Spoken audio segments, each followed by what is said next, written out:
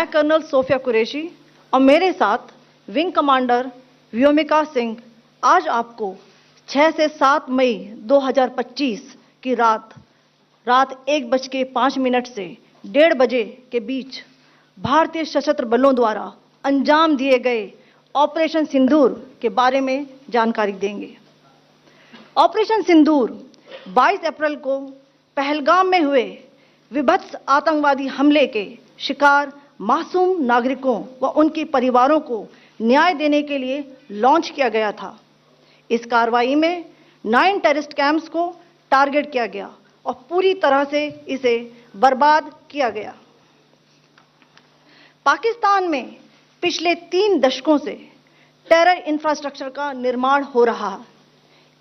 इसमें recruitment, indoctrination centres, training areas व launch pad शामिल थे, जो पाकिस्तान और पाक अधिकृत जम्मू कश्मीर POJK दोनों में फैले हैं।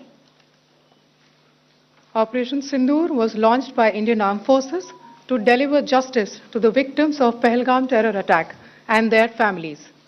9 terrorist camps were targeted and successfully destroyed. Over the last 3 decades, Pakistan has systematically built terror infrastructure. It is a complex web of recruitment and indoctrination centers, training areas for initial and refresher courses, and launch pads for handlers. These camps are located both in Pakistan as well as Pakistan-occupied Jammu and Kashmir areas. Some of the well-known training camps are located, as you can see on the screen. They are distributed from Savai Nala in the north, counting to approximately 21, ending at Bhagalpur to the south. इन लक्ष्यों का चयन विश्वसनीय intelligence सूचनाओं के आधार पर हुआ ताकि आतंक गतिविधियों की रीढ़ तोड़ी जा सके, और यह खास ध्यान दिया गया कि निर्दोष नागरिकों और सिविलियन इंस्टॉलेशन को नुकसान न पहुंचे। The selection of these targets for Operation Sindoor was based on credible intelligence inputs and role of these facilities in perpetrating the terror activities. The locations were so selected to avoid damage to civilian infrastructures and loss of any civilian lives. This was done with due diligence, and the camps selected for targeting and their engagement will now be shown to you one by one. POJK के target मैं आपको बताना चाहूंगी। सबसे पहले सवाई नाला camp Muzaffarabad, जो कि POJK के लाइन ऑफ कंट्रोल से 30 किलोमीटर दूर है। यह एक लश्कर तौयबा का ट्रेनिंग सेंटर था। 20 अक्टूबर 2024 सोनमर्ग, 24 अक्टूबर 24 गुलमर्ग, 22 अप्रैल 2025 पहलगाम, इन हमलों के आतंकियों ने यहीं से प्रशिक्षण लिया था। सैयदना बिलाल कैंप मुजफ्फराबाद, यह एक जैश ए मोहम्मद का स्टेजिंग एरिया है। यह हथियार, विस्फोटक और जंगल सर्वाइवल ट्रेनिंग का केंद्र भी था। गुलपुर कैंप कोटली, यह LOC से 30 किलोमीटर दूर था।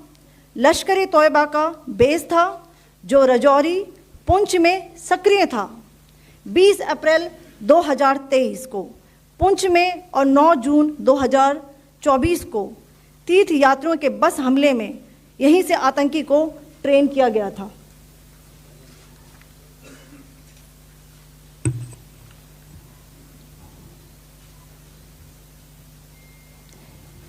बरनाला कैंप बिम्बर, ये LOC से 9 किलोमीटर दूर है। यहाँ पर हथियार, हैंडलिंग, IED व जंगल सर्वाइवल का प्रशिक्षण केंद्र था। अब्बास कैंप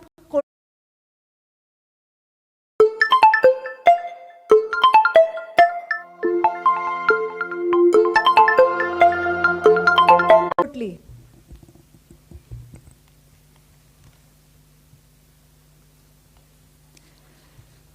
यह LOC से 13 किलोमीटर दूर है। लश्कर तौयबा का फिदाइन यहाँ तैयार होता था। इसकी कैपेसिटी 15 टेररिस्ट को ट्रेन करने की थी।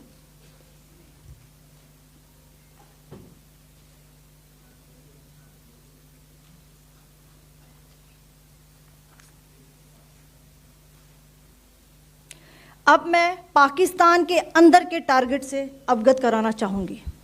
पहला, सर्जिकल कैंप सियालकोट। यह अंतर्राष्ट्रीय सीमा से 6 किलोमीटर की दूरी पर है, सांबा कठुआ के सामने।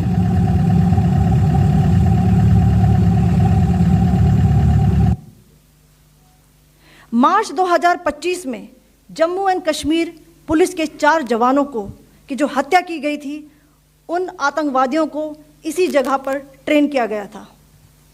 दूसरा, महमूना जाया कैंप सियालकोट। यह 18 से 12 किलोमीटर आईबी से दूर था। हिजबुल मुजाहिदीन का बहुत बड़ा कैंप था। यह कठुआ जम्मू क्षेत्र में आतंक फैलाने का नियंत्रण केंद्र था। पठानकोट एयरफोर्स बेस पर किया गया हमला भी इसी कैंप से प्लान और डायरेक्ट किया गया था। मरकज ताइबा मुरीद के,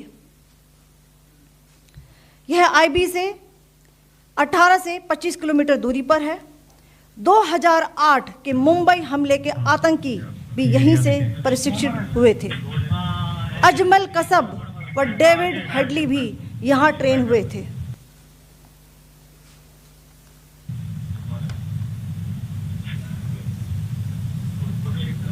आगे दूसरा आया।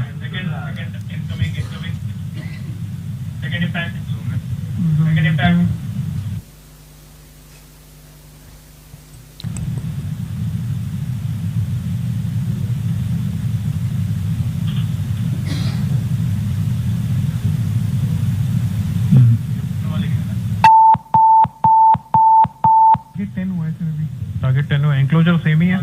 7 it is hit the target. हाँ हाँ।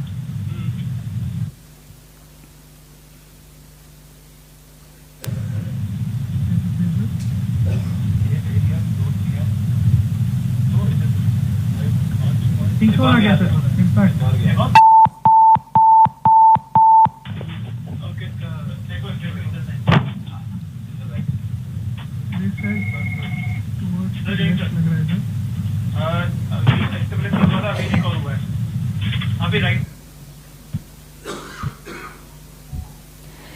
मरकज सुभान अल्लाह भावलपुर, यह इंटरनेशनल बाउंड्री से 100 किलोमीटर दूर है।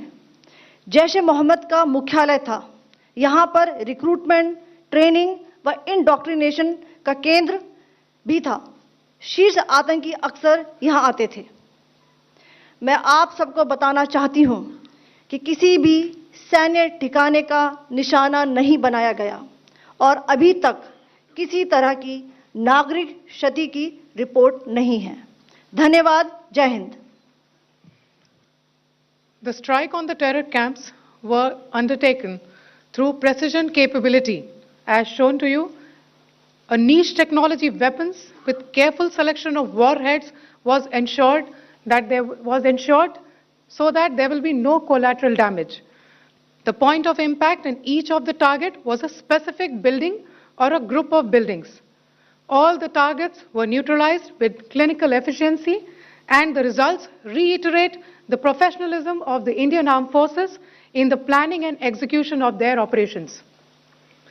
No military establishments were targeted. India has demonstrated considerable restraint in its response.